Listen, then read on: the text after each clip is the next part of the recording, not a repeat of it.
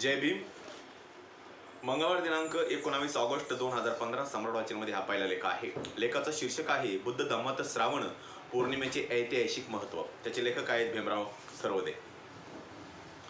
तथागत बुद्धांच्या कालखंडात म्हणजे सुमारे 2500 वर्षापूर्वी आजच्या सारखी विद्युत दिव्यांची सुविधा उपलब्ध नव्हती। पौर्णिमेच्या दिवशी चंद्र पूर्णाकृती असल्यामुळे पृथ्वी चंद्राच्या शुभ्र प्रकाशाने उजळते। म्हणून प्रत्येक पौर्णिमेच्या चंद्रप्रकाशात तथागत बुद्ध उपदेश, धम्मदीक्षा आणि धम्मज्ञान उपासकांना देत असत। म्हणून प्रत्येक पौर्णिमेला बुद्ध धम्मात कुठल्या ना कुठल्या निमित्ताने ऐतिहासिक महत्त्व प्राप्त झालेले आहे। श्रावण पौर्णिमेला बुद्ध धम्मात प्रामुख्याने 4 महत्त्वाच्या ऐतिहासिक घटनांचा उल्लेख आढळून येतो। श्रावण पौर्णिमेचे पहिले ऐतिहासिक महत्त्व म्हणजे पावसाळ्याच्या 2 महिन्याचा कालावधी पूर्ण होतो। इसवी सन पूर्व 527 मध्ये श्रावण पौर्णिमेला काशीच्या एका व्यापाऱ्याचा मुलगा यश आणि त्याचे 4 साथीदार व 50 गावकऱ्यांना तथागत बुद्धांनी दीक्षा दिली। त्यावेळी संघाची संख्या 60 झाली होती। याचाच अर्थ श्रावण पौर्णिमेपासून संघाच्या विस्ताराला सुरुवात झाली होती। यशचे आई वडील आधीच बुद्ध धम्म आणि संघास शरण आलेले होते। ही पहिली दीक्षा तथागत बुद्धांनी काशीमध्येच का दिली? कारण त्यावेळी काशी हे ठिकाण त्यावेळीच्या धर्म आणि धर्माचार्याचे केंद्र मानले जात होते।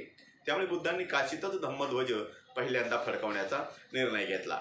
दीक्षा घेताना उपासकांना परितसूक्त अर्थात परित्राण पाठ दिला जातो। त्यास रक्षासूत्र असेही म्हटले जाते। श्रावण पौर्णिमा हा प्रामुख्याने ऐतिहासिक दीक्षा दिवस आणि बौद्ध भिक्खूंसाठी परिव्राज्याचा दिवस आहे।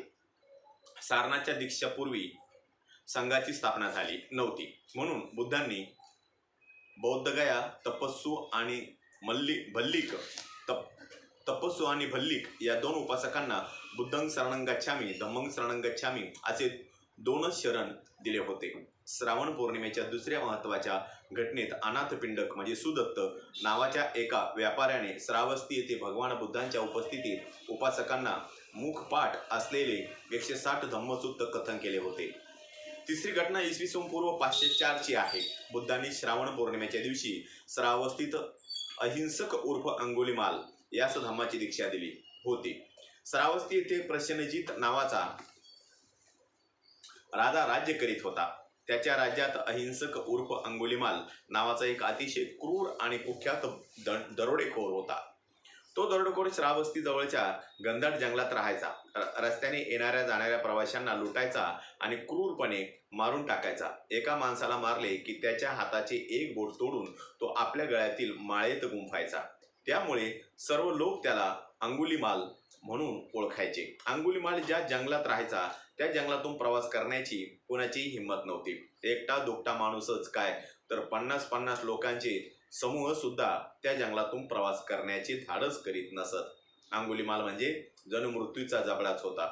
एकदा तथागत बुद्ध लोकांना उपदेश करण्यासाठी श्रावस्तीला गेले। काही दिवस तेथे थांबून ते पुढील प्रवासाकरिता निघाले। अंगुलीमाल राहत असलेल्या जंगलाच्या दिशेने ते एकटे निघाले। ते रस्त्यातील गुराख्यांना, शेतकऱ्यांना दिसले। त्याने अंगुलीमालाची सर्व हकीकत बुद्धांना सांगितली आणि त्या रस्त्याने जाऊ नका अशी विनंती केली। बुद्धांनी सर्वांचे म्हणणे शांतपणे ऐकले न घाबरता एकटेच त्या रस्त्याने प्रवास करत राहिले। जंगलातील एका मोठ्या झाडावर अंगुलीमाल लपून बसलेला होता। आपल्या दिशेने कुणीतरी एकटेच चालत येत असल्याचे त्याला दिसले। ते बघून त्यालाही आश्चर्य वाटले की स्वतःला म्हणाला, अरे च्या 50-50 लोक सुद्धा मला घाबरतात आणि या जंगलात फिरकत नाहीत, मग या एकट्या श्रमणाचे इकडे येण्याचे धाडस कसे काय झाले? जंगलात एकटा चालत येणारा हा श्रमण जणू काही आपल्याला चिडवण्यासाठी इथे येत आहे असे त्याला वाटले। आपण याला धडा शिकवायला पाहिजे असा विचार करून चटकन त्याने झाडावरून खाली उडी मारली। बुद्धांना मारण्यासाठी त्याने हातात तलवार घेतली आणि त्यांच्या मागे धावला। धापा टाकत टाकत तो त्यांच्या जवळ पोहोचला। त्यांच्या पाठीमागे जाऊन थोडा अंतरावर तो थांबला आणि म्हणाला, अरे श्रमणा, थांब, स्थिर राहा, स्थिर राहा। त्याचे बोलणे ऐकूनही बुद्ध काही थांबले नाहीत। ते चालतच राहिले आणि त्याला म्हणाले, मी स्थिरच आहे, अंगुलीमाला तूही स्थिर हो।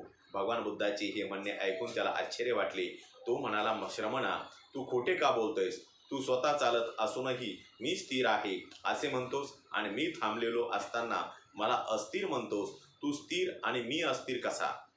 बुद्ध थांबले आणि अंगुलिमालाकडे वळत म्हणाले, अरे, मी सर्व प्राणीमात्रांच्या हत्येपासून परावृत्त आहे. मी कुणाचीही हत्या करत नाही, कुणालाही लुटत नाही, मी हिंसा करत नाही, कुणाचेही नुकसान करत नाही. हिंसा, द्वेष यांसारख्या दुर्गुणांपासून मी मुक्त आहे, अलिप्त आहे, म्हणून मी स्थिर आहे. तुझे मात्र तसे नाही. आजवर तू अनेकांचे प्राण घेतलेस, अनेकांना लुटलेस. हिंसा, द्वेष, अज्ञान यासारखे दोष तुझ्यात आहेत, त्यामुळे तू अस्थिर आहेस. बुद्धांचे हे बोलणे ऐकून अंगुलिमाल खजील झाला. त्याला आपली चूक कळाली. बुद्धांना मारण्यासाठी त्याने घेतलेली तलवार त्याच्या हातातून गळून पडली. तो खाली वाकला. गुडघ्यावर बसून बुद्धांना वंदन करत म्हणाला, हे श्रमणा, मी चुकलो, मला क्षमा कर. मला माझी चूक कळली आहे. तूच सांग, आता मी काय करू? स्थिर कसा होऊ? बुद्ध त्याला म्हणाले, अरे, तुला तुझी चूक कळाली ना, मग आता हा हिंसेचा मार्ग सोडून दे. हिंसेमुळे कोणाचेही भले होत नाही. जो माणूस हिंसा, द्वेष, अज्ञान या दुर्गुणांपासून अलिप्त होतो, त्याचा त्याग करतो, तो स्थिर होतो. जे लोक या दुर्गुणांना चिकटून राहतात ते कायम अस्थिर राहतात. म्हणून ज्या चुका झाल्या त्या विसरून तू नव्याने सुरुवात कर. संयमी हो, तुझे कल्याण हो. अंगुलिमालाने बुद्धांना वंदन केले आणि प्रव्रज्या म्हणजे दीक्षा मागितली. बुद्धाने त्याला दीक्षा दिली आणि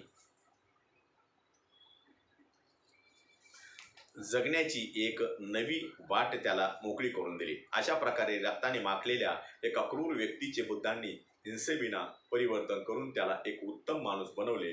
तो दिवस श्रावण पौर्णिमेचा होता. श्रावण पौर्णिमेची चौथी महत्वाची घटना म्हणजे बिहारमधील सध्याच्या राजगृह येथे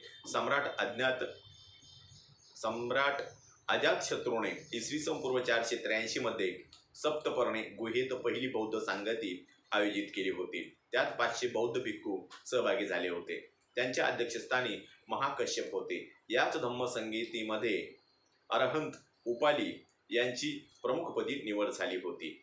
हे सर्व पिटक, विनय सूक्त आणि अभिधम्म सूक्त महत्वाचे असले तरी विनय पिटक हा धम्माचा आधारस्तंभ आहे.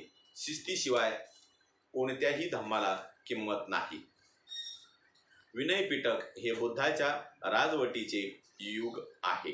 जोपर्यंत विनय पिटक अस्तित्वात आहे तोपर्यंत बुद्धाचे राज्य राहील असे म्हटले आहे. हा पिटक आपल्या भारतीय राज्यघटनेचा पायाही आहे. बुद्धांनी आपल्या आयुष्याची 25 वर्ष एकट्या सरावस्थेत घालवली आणि पावसापासून सर्व जीवांच्या कल्याणाचे मार्गदर्शन केले. बौद्ध तत्वज्ञानात सर्व पौर्णिमेला खूप महत्त्व आहे, परंतु श्रावणी पौर्णिमेला काही विशेष महत्त्व आहे. कोणतेही सण किंवा उत्सव साजरा करण्यापूर्वी त्याचा ऐतिहासिक, वैज्ञानिक, तार्किक आणि नैसर्गिक दृष्टिकोन जाणून घेणे, समजून घेणे आवश्यक आहे. आधी जाणून घ्या आणि मग त्याला जीवनाचा आधार बनवा. मग योग्य दृष्टी नसल्याचा परिणाम राहणार नाही आणि कुटुंब, समाज आणि देश सदैव सुखी राहील. हातावर एखादा धागा बांधल्यामुळे तो आपले रक्षण करेल हा भ्रम आजच्या विज्ञान युगात दूर झाला पाहिजे. कोणताही धागा, मग तो कुठल्याही रंगाचा असो, तो आपल्या समाजाचे, आपल्या देशाचे रक्षण करू शकत नाही. याची जाणीव विज्ञान आणि तार्किक विचारसरणी आपल्याला करून देते. श्रावण महिन्यात एसाला पेराहेरा नावाने श्रीलंकेतील बौद्ध बांधव सण साजरा करतात. याची माहिती सुद्धा आपणास असणे महत्त्वाचे आहे. 10 दिवस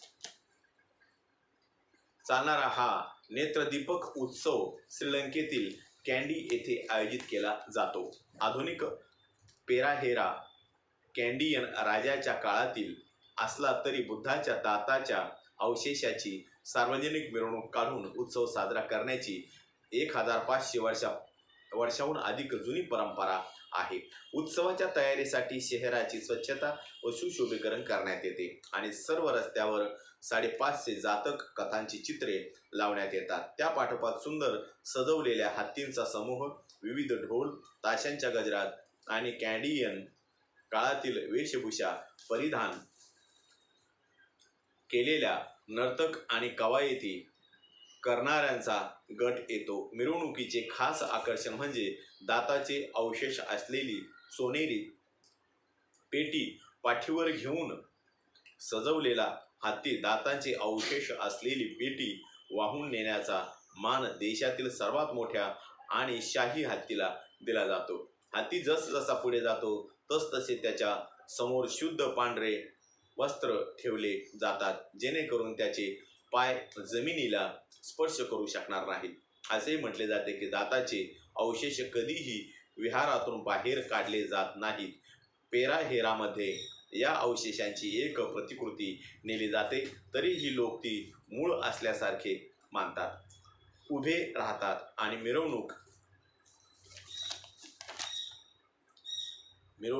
जाताना त्याची पूजा करतात. तब्बल 3 तास चालणाऱ्या या संपूर्ण मिरवणुकीत शेकडोंच्या संख्येने लोक रोषणाईसाठी मशाल घेऊन हातात. प्रत्येक रात्री अधिक कलाकार आणि हत्ती मागे सामील होत जातात, जेणेकरून शेवटच्या रात्री दिसणारी मिरवणूक सर्वात नेत्रदीपक अशीच असते. जळत्या मशालींच्या प्रकाशात रोषणाई केलेले विहाराचे तलावात दिसणारे प्रतिबिंब हे अगदी डोळ्याचे पारणे फेडणारे दृश्य असते. श्रावण पौर्णिमेनिमित्त सर्व भारतीयांना मंगलकामना. या ठिकाणी माझा आलेख संपलेला आहे. माझा प्रत्येक व्हिडिओ बघण्यासाठी माझ्या प्रत्येक व्हिडिओला लाईक करा, शेअर करा, सबस्क्राईब करा आणि बेल आयकॉनवर क्लिक करा. जय भीम, जय भारत, जय बुद्धभूमी.